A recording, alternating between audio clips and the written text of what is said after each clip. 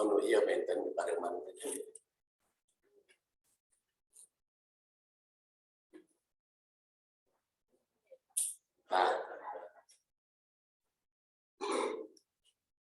Assalamualaikum warahmatullahi wabarakatuh.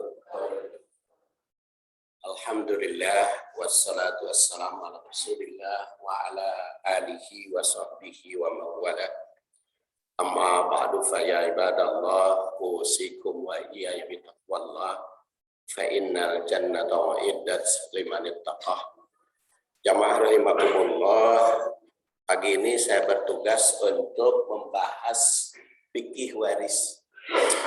Dan sudah saya sampaikan kepada DKM membahas kitab atau fikih waris. Nggak bisa satu kali pertemuan.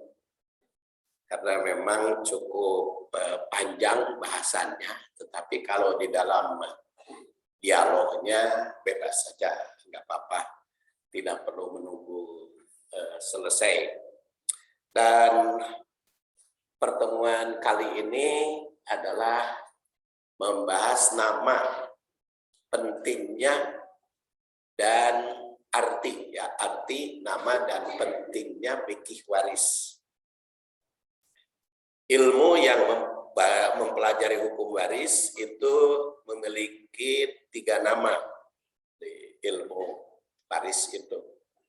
Biasa ada mundur aja. Kabarnya lu panjang lu abdi ya.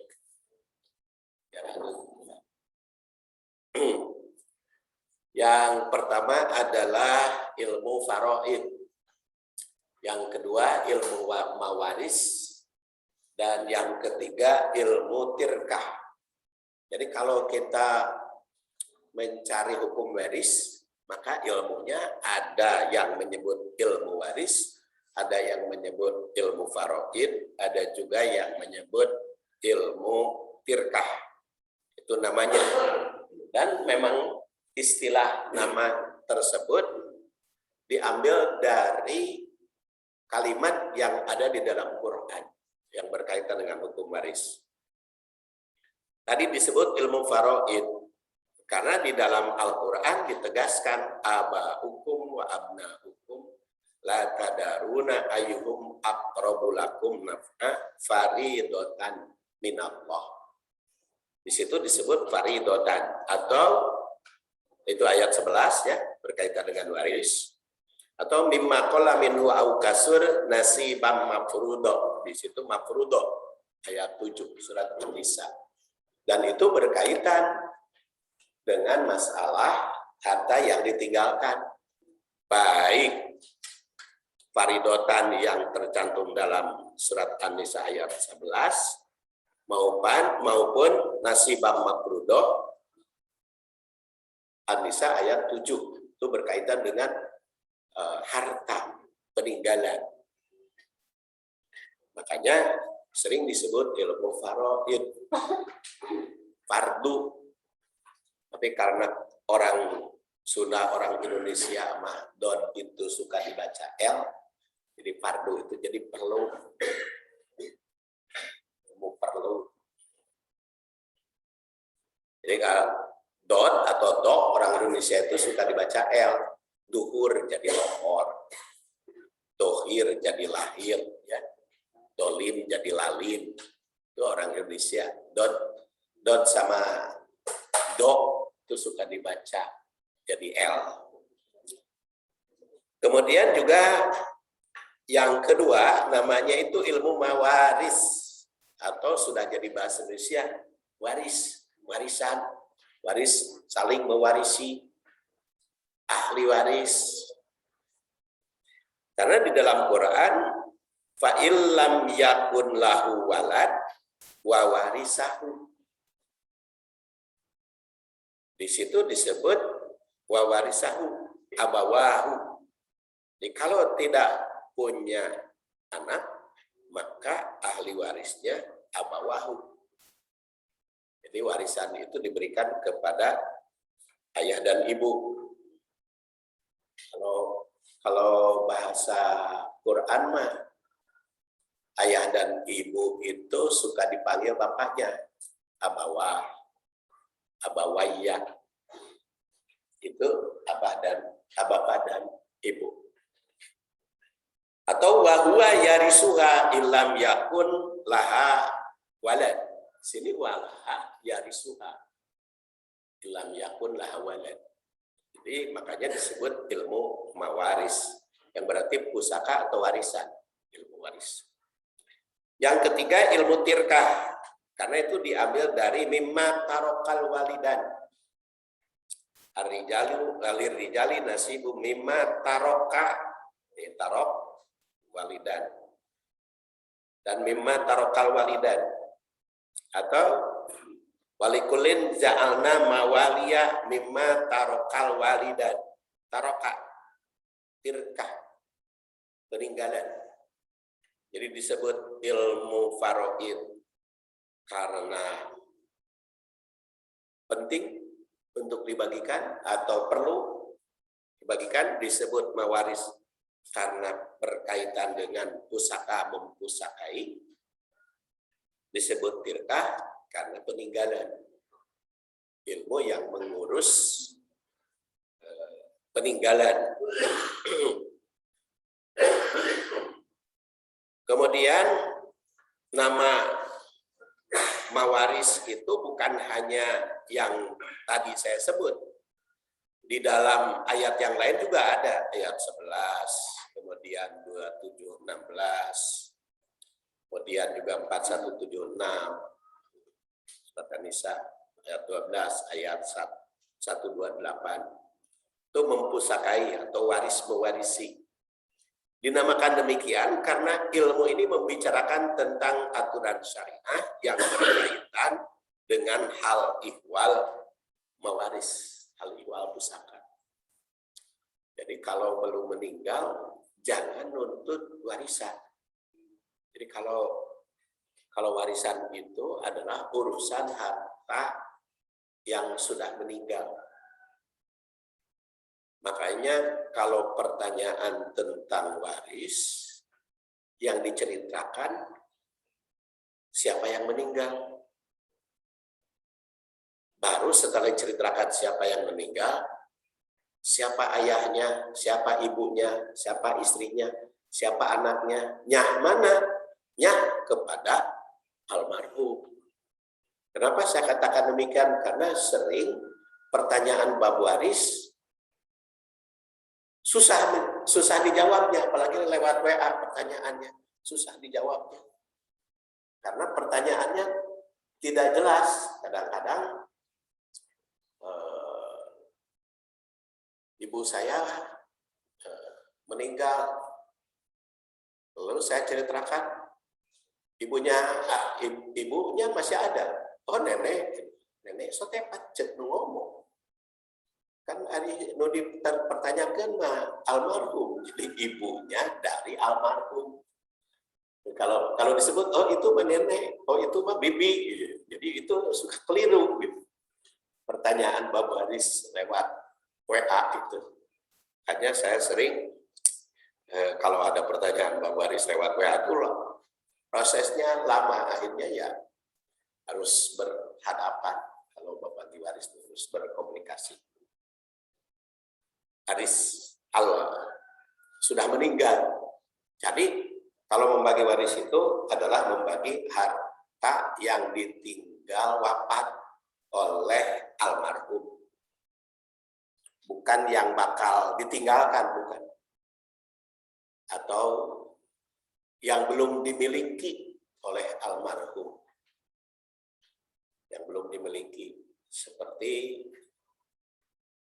ada yang meninggal, ada harta baskom. Tahu baskom, Bu?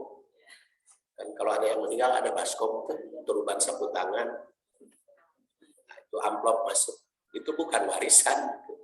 Karena itu yang ditinggal, yang diterima setelah wafat. Kalau warisan mah, yang ditinggalkan oleh yang wafat. Itu salah satu contoh. Yang kedua, tadi namanya al-faraid, diambil dari kata faridah. Dan itu bukan hanya pada ayat yang saya cantumkan dalam tabel, cukup banyak perkataan faridah. 11 ayat 236, 237, kemudian An-Nisa 24 dan At-Taubah 60. Dinamakan demikian karena ilmu ini mempelajari syariah yang berkaitan dengan mengatur pembagian. Jadi disebut pembagian fardu faridah. Disebut ilmu tirkah juga tadi istilah-istilahnya cukup banyak. Perkataan taroka, ayat-ayatnya. Nah, orang yang berhak atau memiliki waris dinamakan ahli waris atau al-warisun. Orang yang meninggal atau mewariskan disebut al-muwaris.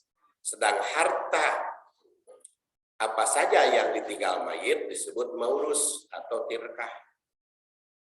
Jadi harta yang ditinggal wafat itu disebut tirkah. Berasal dari kata taroka. Ada istilah orang Sunda mah ya warisanana can ditirkahkeun.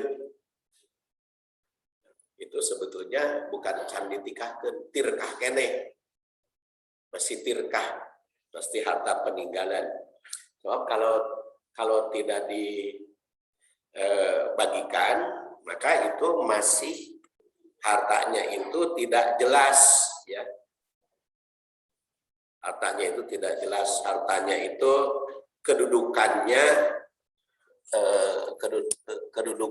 tidak jelas milik siapa kalau belum dibagikan.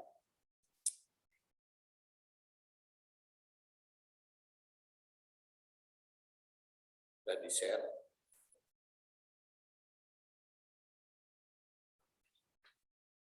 Jadi belum di-share ya.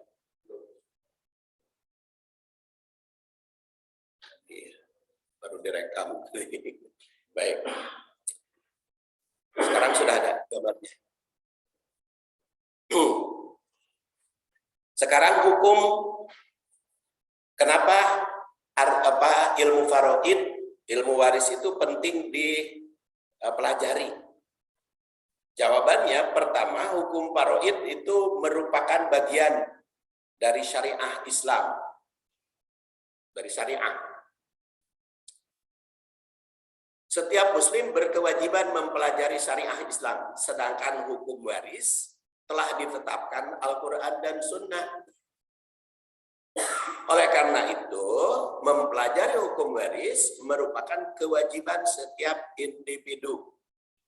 Jadi mempelajari hukum waris itu wajib setiap individu, karena aturan waris sudah ditetapkan Quran, dan Quran wajib dipelajari. Sama mempelajari hukum waris itu dengan bab sholat, bab zakat, bab saum, bab haji, itu sama. Bab haji juga wajib dipelajari. Bukan hanya yang mau berhaji saja. Yang tidak akan berhaji juga wajib mempelajarinya. Kan kita mah belajar manasik teh kira apa diangkatna. Padahal itu mempelajari hukum waris hukum haji itu setiap individu wajib. Adapun menguasai dalam bidang ilmu tidak fardu ain. Makanya Imam Ghazali itu membagi ilmu itu ada yang fardu ain, ada yang fardu kifayah. Fardu ain mempelajari hukum waris atau ilmu syariah itu fardu ain mempelajarinya, tetapi keahliannya fardu kifayah. Ada juga yang fardu kifayah mempelajarinya, karena tidak setiap individu wajib mempelajari. Contohnya ilmu-ilmu yang berkaitan dengan kebutuhan masyarakat, muamalat, fakultas ilmu kedokteran. Itu fardu kifayah. Ilmu ekonomi fardu kifayah. Ilmu farmasi, ilmu keperawatan fardu kifayah. Tidak setiap individu wajib mempelajari. Boleh mempelajari, boleh tidak. Tapi kalau ilmu faraid mah fardu ain mempelajarinya. keahliannya fardu kifayah. Tidak semua harus jadi ahli. Makanya di dalam Al-Quran itu ada fas'alu ahla dzikri in kuntum la ta'lamun. Dan ditegaskan oleh Rasulullah fardunya al-ilmu salah satu. Ilmu yang fardu ain itu 3 kelompok. Masih wadalika fahuwa fadlun. Selain daripada yang 3 itu fadlun, keutamaan di hukumnya fardu kifayah. Yaitu ayatun muhkamatun, sunnatun qaimatun, faridatun adilah. Yang wajib dipelajari itu pertama ayatun muhkamat, ayat muhkamat. Ayat muhkamat itu yang mana? Mutasabihat itu yang mana? Tidak disebut di dalam Quran maupun di dalam hadis.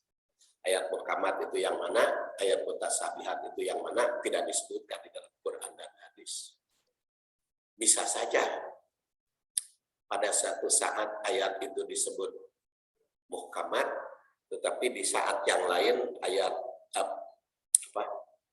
pada suatu saat ayat itu disebut mutasyabihat, tapi di kesempatan lain jadi muhkamat, ya, atau di tempat yang lain jadi muhkamat.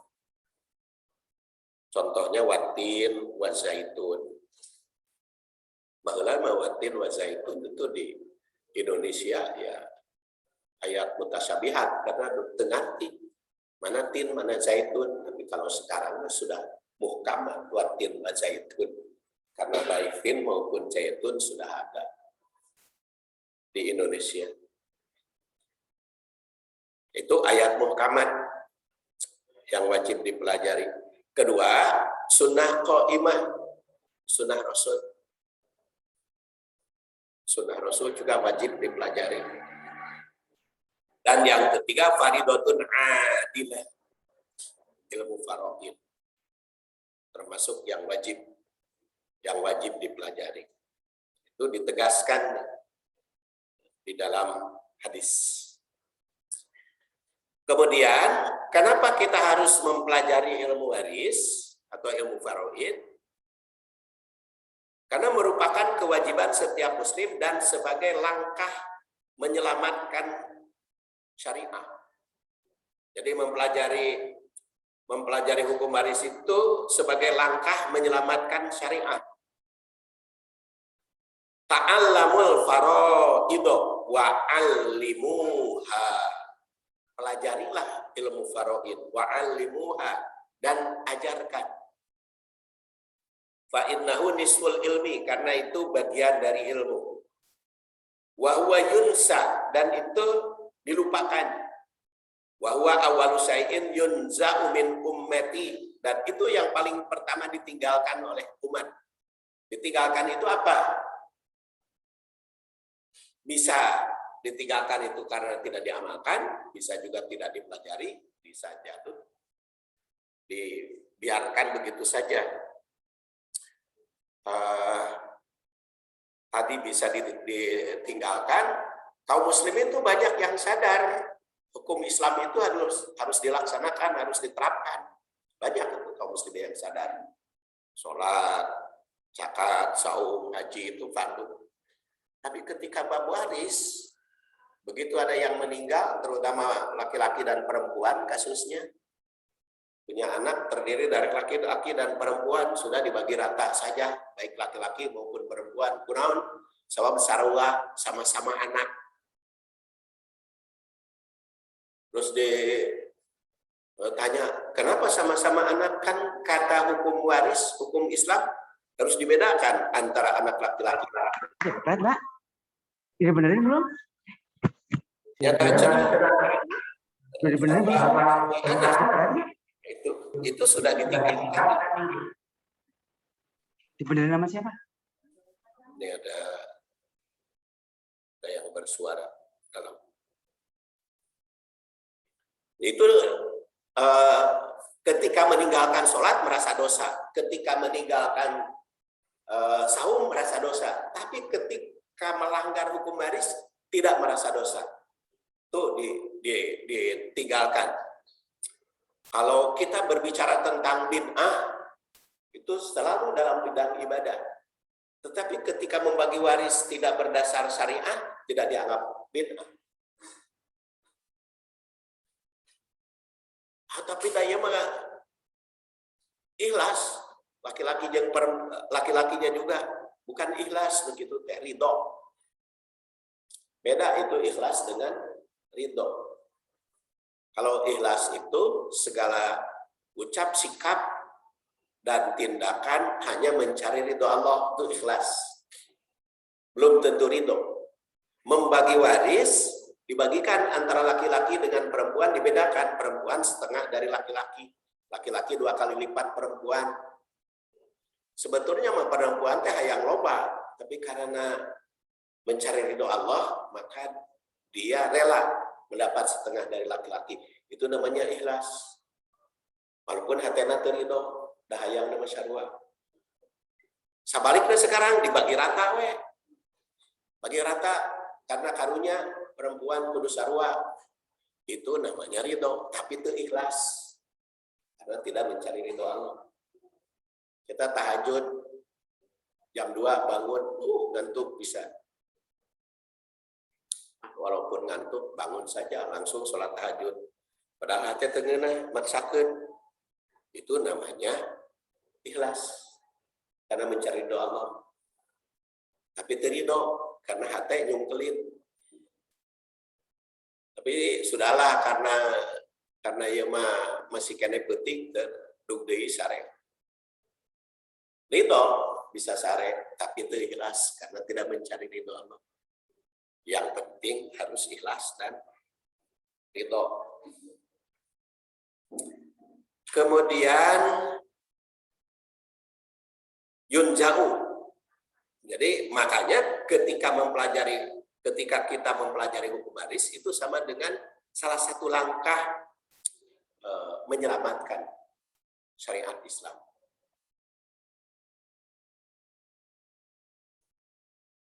Kemudian yang ketiga, mengapa kita harus mempelajari hukum waris? Karena siapapun akan menjadi ahli waris dan muwaris. Ketika kaum Muhajirin masuk Madinah, mereka saling mewarisi dengan kaum Ansor dan meninggalkan hak keluarga terdekat. Tatkala ayat ini turun, maka berlaku adalah hukum waris. Karena siap yang meninggal ada ahli waris. Jadi setiap meninggal ada ahli waris. Dan kita itu pasti kalau enggak menjadi muwaris, pasti menjadi ahli waris. Ibu pasti kalau enggak jadi ahli waris, jadi mewariskan. Kalau ibu dulu meninggal, maka suami ahli waris. Kalau suami dulu yang meninggal, maka ibu jadi ahli waris. Mau ibu dulu, mau bapak dulu meninggal. Mau ibu dulu, mau bapak dulu meninggal. Kumaha takdir sahawe nu duluan lah, da untung kabeh oge nu meninggal duluan. Berarti mewariskan pada orang, itu hartanya hasil usaha diberikan pada orang. Kalau kita kalau yang lain meninggal, kita dapat warisan. Makanya ibu kalau dengan suami itu jangan perjanjian.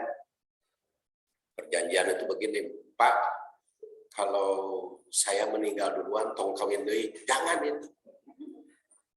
Jangan, kasihan. Suami kok dipesenan, kalau istri meninggal jangan kawin lagi. Kan punya.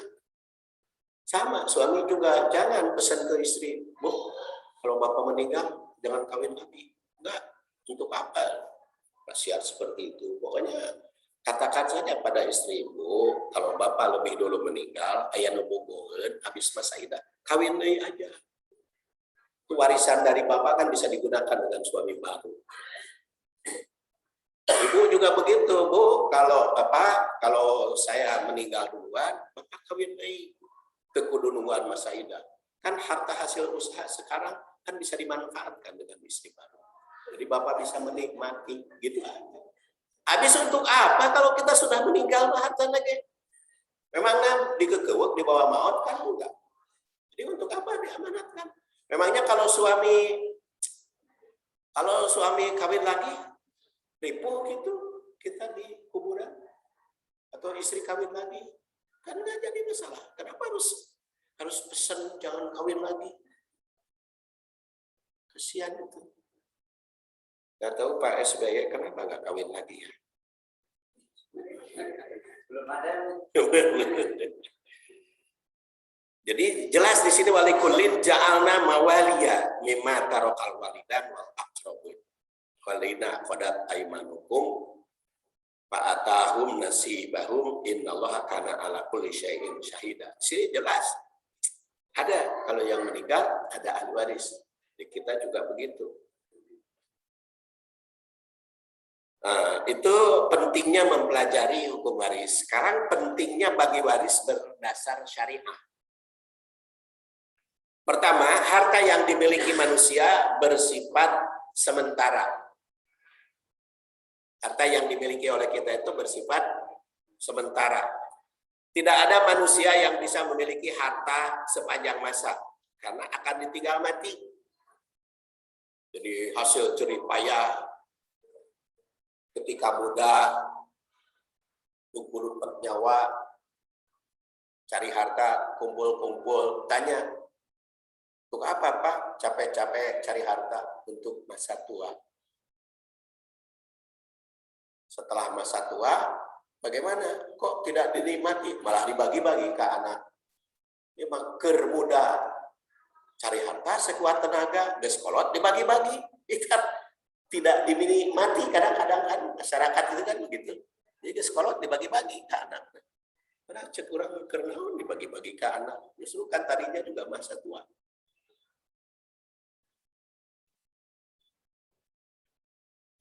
Jadi justru di masa tua itu bisa menikmati hasil usaha yang lalu. Bisa berinfak, wakaf, sedekah di masa tua, bisa beribadah. Karena baheula sebelum masa pensiun kita dulu bernyawa, sekarang masa pensiun nikmati harta yang harus usahakan. Saya kemarin 7 Juli pensiun dari Unisba. Saya musyawarah ke anak-anak, udah Pak, nikmati aja pensiunnya. Jadi biar anak-anak sudah dewasa, ya saya bilang, hasil pensiun dari Unisba, saya bangun rumah. Daripada jalan-jalan dipakai renovasi. Bangun rumah ada cek anak-anak, udah dinikmati aja. Tapi bulan September dipanggil lagi oleh Unisba. Ngajar lagi saja Pak. Musyawarah lagi dengan anak-anak. Begitu saya tanya pada anak-anak, nah gening bapak teh diminta lagi, diangkat lagi jadi ngan kursa bulan pensiunan. Sama kumaha bapak. Ya tapi dipikir-pikir sebulan teh kesal gening teu gawe. Pensiun teh gening kesal sebulan teu gawe teh. Keur pandemi nguplek di rumah gitu. Pandemi. Hanya itu terserah. Ya akhirnya bismillah aja diangkat lagi. Jadi menikmati kadang-kadang. Tapi kita harus ingat harta yang kita miliki itu kan sementara. Begitu meninggal, di sini dikatakan yaqulu ibnu Adam mali mali. Qala wa halaka yabna Adam min mali. Setelah membaca Al-Hakumut Takasur, Rasul itu bersabda, orang itu ngomong ini hartaku, ini hartaku. Apa betul itu hartamu? Padahal yang menjadi rezeki, menjadi milikmu itu pertama Mimalika illa ma akalat, kecuali yang dimakan. Fa'abtet naita, kemudian hilang. Aulabista, atau yang dipakai. Fa'ablaita, lapuk. Autasodakta, fa'amdoita, kekal. Yang dimiliki itu cuma 3. Yang menjadi milik, yang menjadi rezeki, yang dinikmati oleh kita. Pertama yang dimakan, kedua yang dipakai, dan yang disedekahkan. Itu sebetulnya. Yang tidak dimakan, tidak dipakai, tidak disedekahkan, luka teuing kumaha nasibna. Atau hadis lain dikatakan, mali innama lahu mimali salasun. Harta dia itu cuma 3. Ma'akala fa'abna, yang dimakan sampai hangus, makan. Longkongan nikmat. Setelah lewat tenggorokan, buang karena perut septic tank. Tapi itu jadi rezeki, dinikmati. Dan nikmatnya itu makanan di restoran dengan di rumah cuma dari piring sampai mulut. Kalau sudah kesini kan sama aja. Bubur yang di Semang 5.000 sapiring dengan yang 50.000, kan itu bedanya dari piring ke sini. Kalau sudah ke perut sama aja.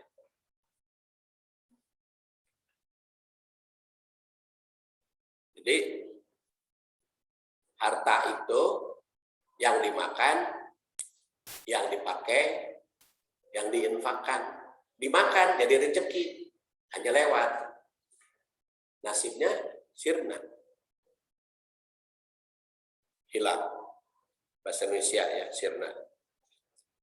Kemudian yang dipakai jadi rezeki, tapi sampai lapuk. Kalau sudah lapuk, dibuang.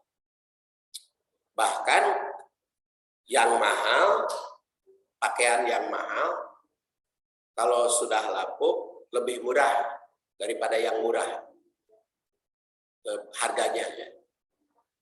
Kalau baju yang seperti gini, kalau sudah lapuk kan itu manfaat.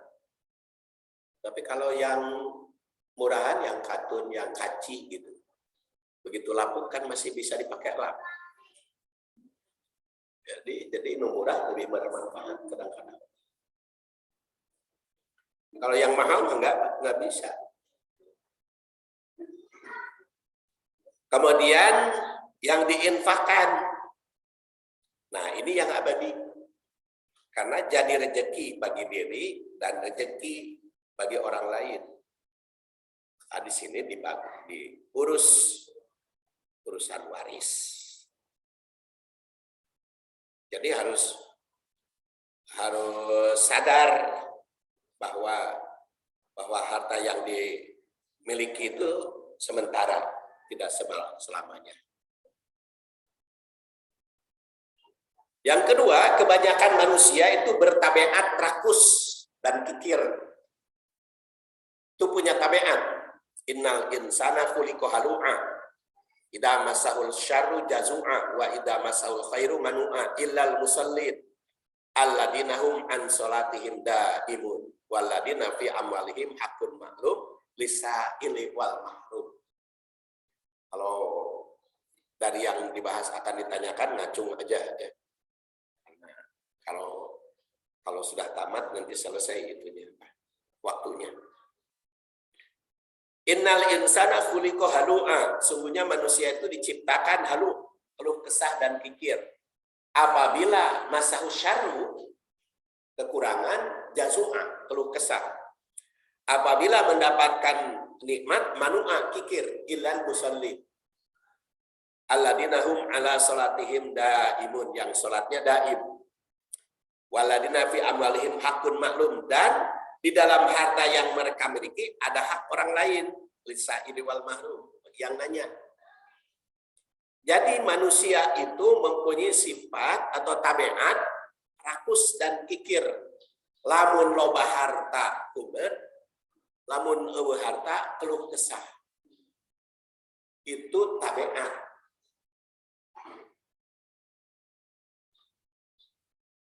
Kecuali yang sholat daimun. Jadi jangan dikira kalau loba harta itu cukup, itu cukup. Buktinya orang kaya di dunia masih cari harta. Orang terkaya di Indonesia masih cari duit. Cek urang mah kalau harta itu sudah banyak, ngapain cari duit? Kan tinggal menikmati. Tapi kan itu justru merasa kurang terus. Karena apa? Karena ada sifat rakus, sifat orang banyak. Ketika punya mobil satu, pengen dua. Geus dua, hayang tilu. Geus tilu, hayang opat. Geus opat, hayang lima. Terus merasa kurang. Kecuali yang musallin. Sholatnya daim. Dan alladzina fi amalihim hakun maklum. Jadi manusia itu berdasar ayat tadi, banyak harta, kikir, hidupnya rugi. Kurang harta, resah, rugi kene. Ada juga banyak harta, syukur, bahagia.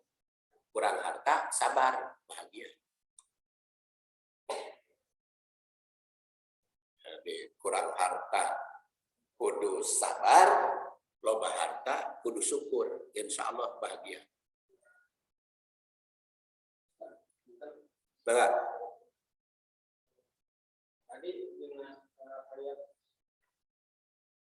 bahwa manusia itu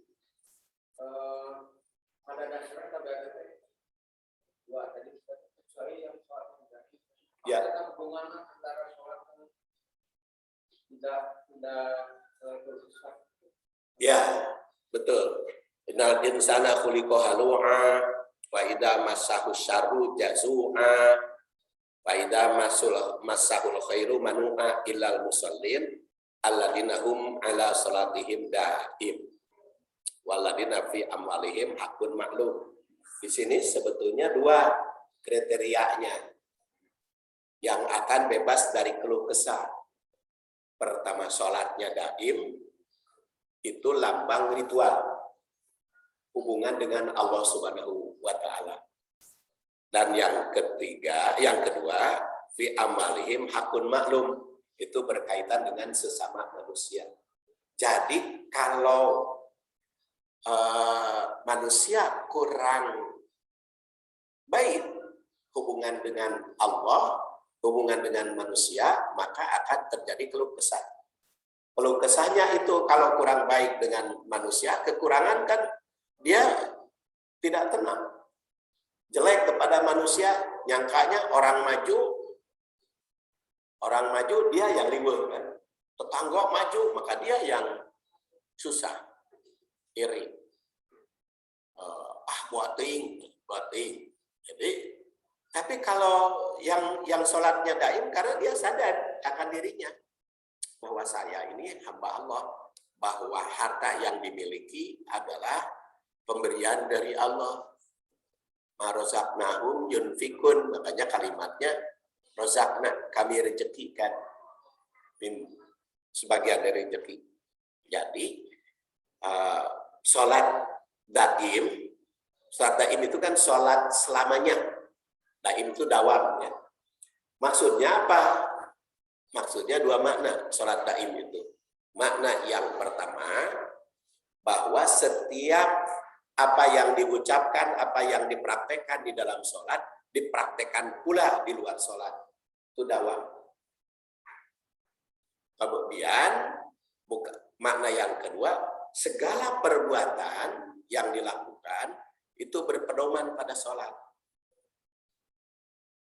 Umpamanya, di dalam sholat Allahu Akbar, Allah Maha Besar, yang lain kecil. Maka di dalam kehidupan sehari-hari juga kita berkeyakinan tidak ada yang lebih besar selain Allah Subhanahu wa Ta'ala. Itu namanya daim itu sekurang-kurangnya dua makna. Pertama, mewujudkan sholat di luar sholat. Mana yang kedua, sholat kehidupan sehari-hari berpedoman pada sholat. Dan itu tidak akan resah, karena kurang harta dia sabar, banyak harta dia syukur, jadi nikmat. Enggak. Yang tadi hubungannya suami istri tadi yang meninggal, Mas. Ya. Akhir-akhir ini saya langsung menyaksikan dan mendengar teman saya sendiri karena kemarin musim COVID ya, Ya. yang sudah meninggal. Sebentar saya, istrinya belum mau nikah lagi. Tidak mau nikah lagi. Karena Belum. Nah, dia nggak mau karena saya ingin ketemu lagi nanti di sana. Oh. Nah, hubungannya gimana Pak? Orang yang udah suami atau istri meninggal itu nanti di sana ketemu lagi gimana? Karena tadi teman saya itu kalau dikatakan karena ingin ketemu lagi dengan ayah. Iya. Karena memang masyarakat itu suka menghukumi akhirat dengan dunia. Jadi akhiratnya disangkanya seluajeng dunia gitu. Padahal kan di akhirat bete aya itu undang-undang pernikahan. Undang-undang pernikahan, aturan nikah, surat nikah kan nggak ada di akhirat. Hukum Cina juga nggak ada. Hukum apapun itu tidak ada, semua bebas. Tetapi mereka itu berpikir di akhirat itu seluajeng dunia gitu. Jadi seakan-akan kalau perempuan kawin lagi dengan suami lain nggak ketemu nanti. Padahal kalaupun berpikirnya daerah justru kalau kawin lagi ketemunya suaminya kan banyak nanti. Ganti-ganti suaminya di akhiratnya banyak suaminya. Karena kan di sana kan undang-undang perkawinannya kan udah bebas. Udah bebas. Pernikahan di dunia itu hara rese. Di akhirat kan bebas. Jadi makanya menurut saya berpikir tadi itu ya lah kenapa kok Al-Quran itu mengatur perkawinan, mengatur perceraian, mengatur perwarisan. Karena dalam kondisi tertentu manusia itu mati. Kalau mati bisa kawin lagi. Kalau tidak, kalau mau gitu ya, kalau mau urusan anak. Jadi sebetulnya tidak ada dalil supaya ketemu lagi dah. Kata mereka kawin rekruter ketemu mah. Jeung suami mana wae dah bebas. Kan di akhirat atas aya tuh undang-undang perkawinan lagi bebas ya yang jeung saha gitu. Pan teu aya yang haram. Jadi makanya kalau menurut saya mah lebih baik di dunia ini dinikmati aja gitu aya nu bogoh.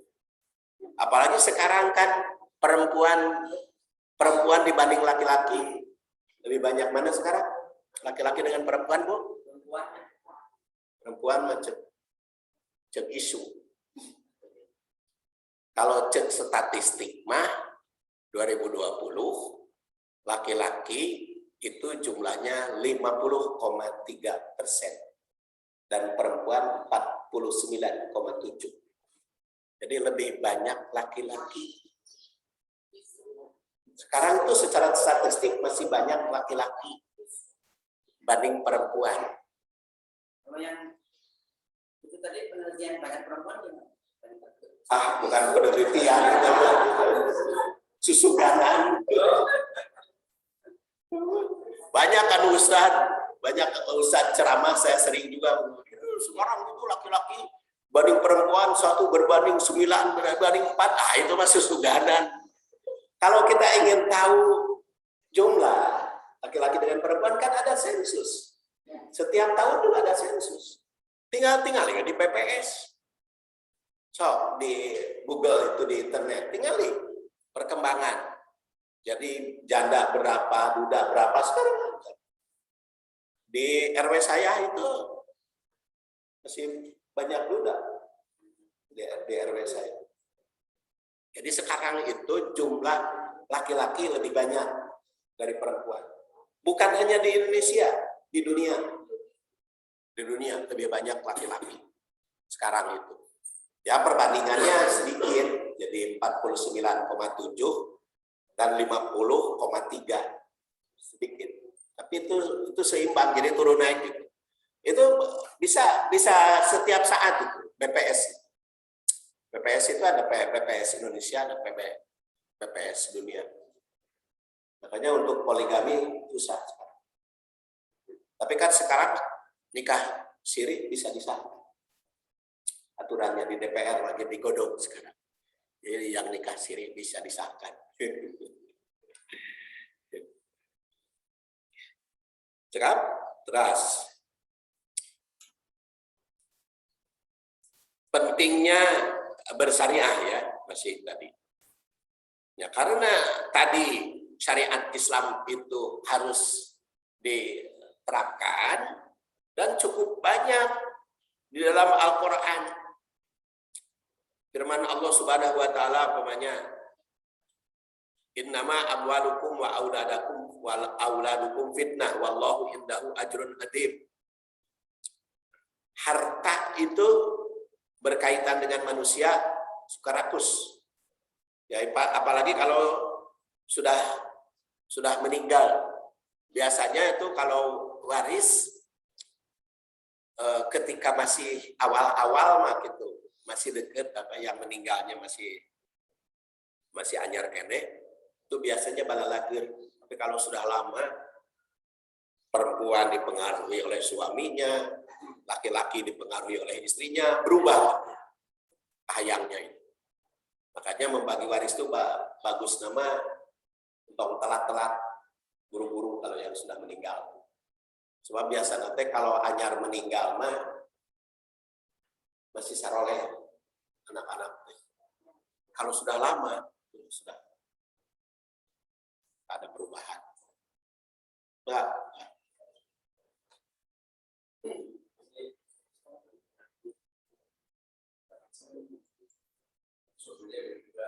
ya.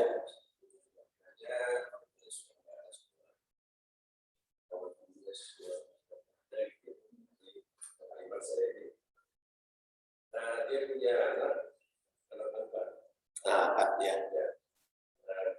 Itu anak itu diambil masih umur 3 hari. Jadi sekarang bagaimana ini apakah anak itu punya hak bagi anak angkat tidak punya hak waris, yang ada punya hak wasiat. Dan di Indonesia itu ada istilah wasiat wajibat. Itu dalam kompilasi hukum Islam diatur. Jadi kalaupun orang tuanya tidak berwasiat, maka si anak angkat itu punya wasiat wajibat, punya hak wasiat. Maka sepertiga untuk anak itu dianggap sebagai wasiat wajibat. Sisanya ditelusuri ahli waris. Jadi yang sepertiga diserahkan kepada anak angkat, yang 2/3 cari. Dia pamannya dari saudaranya sudah meninggal orang tua dulu ya, orang ayah dan ibu sudah meninggal. Kemudian pamannya nggak punya, saudaranya nggak punya anak saudara mungkin. Oh, kakaknya masih ada mah, anak kakak ya otomatis. Jadi masih warisan ke situ. Jadi namanya asobah kalau terlalu jauh dari arahan. Jadi masih ada. Cuman anak angkat itu tadi wasiat wajibat. Jadi sepertiga juga anak angkat. Karena kenapa di Indonesia itu hukum berlaku sedemikian? Karena berdasar ayat juga, tidak hadrul kismata ulul kurba wal yatama wal masakin farjuhum. Ya, apabila bagi waris ada kaum kerabat, ada anak yatim, ada anak miskin, maka harus diberi. Makanya kalau kita ngangkat anak harus dikasih tahu. Anak itu kalau sudah dewasa ya, kalau anak kecil mungkin dan dikasih tahu juga nggak apa-apa. Tapi kalau sudah dewasa itu harus dikasih tahu bahwa kamu itu anak angkat. So kalau tidak dikasih tahu, bisa saja mereka menganggap anak kandung. Kalau anak kandung kan berhak menerima seluruh harta. anak angkat enggak, hanya sepertiga. Masih ada lagi? Kalau tidak, kita lanjut.